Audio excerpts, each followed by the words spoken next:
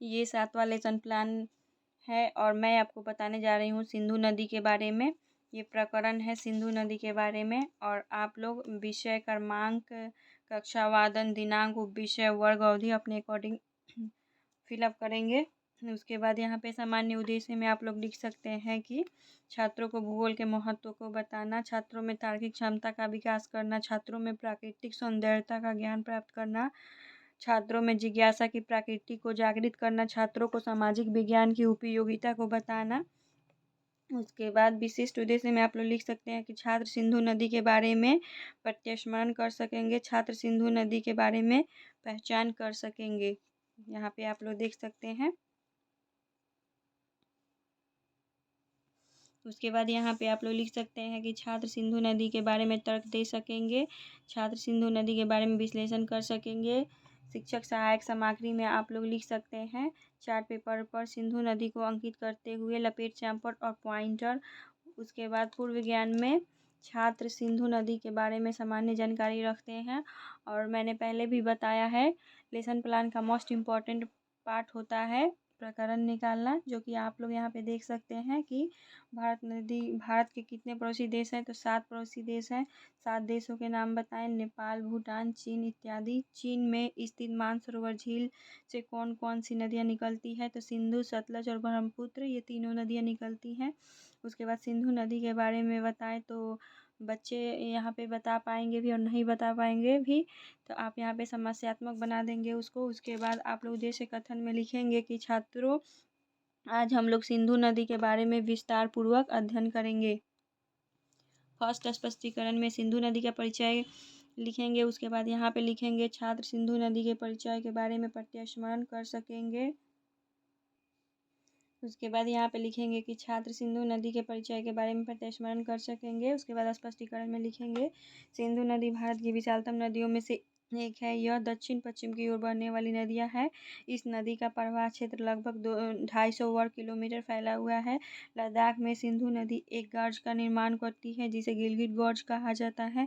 यह पर्यटन के लिए आकर्षण का केंद्र बिंदु है। इसकी लंबाई 3180 किलोमीटर है। इसकी सबसे बड़ी सहायक नदी चेनाब नदी है, जो चंद्र और भागा 2 नदियों के मिलने से बनी है। और इसमें 2 बोधात्मक क्वेश्चन करेंगे, जो कि आप लोग यहाँ पे देख सकते हैं।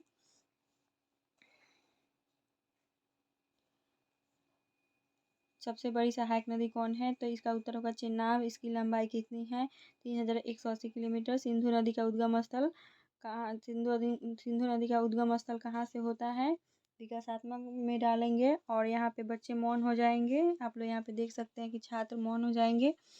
उसके बाद आप लोग यहाँ पे लिखेंगे बच्चे ध्यानपूर्वक सुनेंगे और व्याख्या विधि लिखेंगे। उसके बाद यहाँ पे आप लोग लिखेंगे कि छात्र सिंधु नदी के परिचय के बारे में प्रत्यस्मरण करें। सेकेंड स्पष्टीकरण में आप लोग यहाँ पे दिखाएंगे सिंधु नदी का उद्गम स्थल। उसके बाद छात्र सिंधु नदी के उद्गम स्थल के बारे में पहचान कर सकेंगे। फिर यहाँ पे स्पष्टीकरण में लिखेंगे सिंधु नदी का उद्गम स्थल तिब्बत के समीप मानसरोवर झील से निकलकर दक्षिण पश्चिम की ओर बहती हुई भारत में जम्मू कश्मीर के लद्दाख जिले में प्रवेश करती है।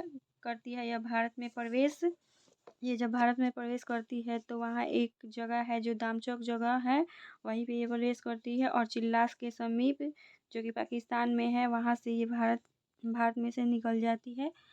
उसके बाद 2 बोधात्मक क्वेश्चन करेंगे। यहाँ पे देख सकते हैं सिंधु नदी का उद्गम स्थल कौन है, तो मानसरोवर झील है। सिंधु नदी भारत में किस जगह पर प्रवेश करती है, तो दमचौक जगह पे प्रवेश करती है। सिंधु नदी की सहायक नदियाँ कौन कौन है, ये विकासात्मक प्रश्न में डालेंगे, क्योंकि आप लोग ये इसके बारे में ऊपर व्याख्या नहीं किया है, इसलिए यहाँ पे बच्चे मौन हो जाएंगे। फिर यहाँ पे विकासात्मक प्रश्न लिखेंगे और यहाँ पे प्रश्नोत्तरी विधि लिखेंगे। ऊपर छात्र ध्यानपूर्वक सुनेंगे और व्याख्या विधि। फिर यहाँ पे लिखेंगे छात्र सिंधु नदी के उद्गम स्थल के बारे में पहचान करें। तीसरे स्पष्टीकरण में आप लोग देख सकते हैं यहाँ पे सिंधु नदी की सहायक नदियों को दिखाएंगे। छात्र सिंधु नदी के सहायक नदियों के बारे में विश्लेषण कर सकेंगे। स्पष्टीकरण में लिखेंगे सिंधु नदी की सहायक नदियाँ हैं चेनाब, रावी, सतलुज, ब्यास और झेलम। ये 5 नदियाँ मिलकर चेनाब नदी से पंचनद का निर्माण करती है। इसके ये पाकिस्तान में एक जगह है, मिठानकोट, वहाँ जाकर मिल जाती है और अरब सागर में जा गिरती है। चेनाब सबसे बड़ी सहायक नदी है जो चंद्र और भागा दो नदियों के मिलने से निर्माण हुआ है। झेलम नदी का उद्गम शेषनाग झील से हुआ है जो जम्मू कश्मीर में है। यहाँ पे 2 बोधात्मक प्रश्न डालेंगे। सिंधु की सबसे बड़ी सहायक नदी कौन है? तो चेनाब है। 5 नदियाँ मिलकर किसका निर्माण करती हैं? तो पंचनद का निर्माण करती है। यहाँ पे प्रश्नोत्तरी विधि भी लिखेंगे। उसके बाद छात्र सिंधु नदी के सहायक नदियों के बारे में विश्लेषण करें। यहाँ प्रकरण श्यामपट्ट कौशल, यहाँ पे श्यामपट्ट सारांश में लिखेंगे कि मोस्ट इम्पॉर्टेंट पॉइंट, सिंधु नदी 3 देशों से होकर गुजरती है, चीन, भारत और पाकिस्तान। सिंधु नदी भारत में प्रवेश दमचक स्थान से करती है। सिंधु नदी की 5 सहायक नदियाँ हैं। उसके बाद पुनरावृत्ति क्वेश्चन में यहाँ पे करेंगे कि सिंधु नदी की सबसे बड़ी सहायक नदी कौन सी है? सिंधु नदी की लंबाई कितनी है? ब्यास, सतलुज, रावी, चेनाब, झेलम मिलकर किसका निर्माण करती है? सिंधु नदी का उद्गम कहाँ से होता है? सिंधु नदी भारत में किस जगह प्रवेश करती है? उसके बाद आप लिखेंगे सिंधु नदी की सहायक नदियों को दर्शाए। सिंधु नदी की लंबाई कितनी है?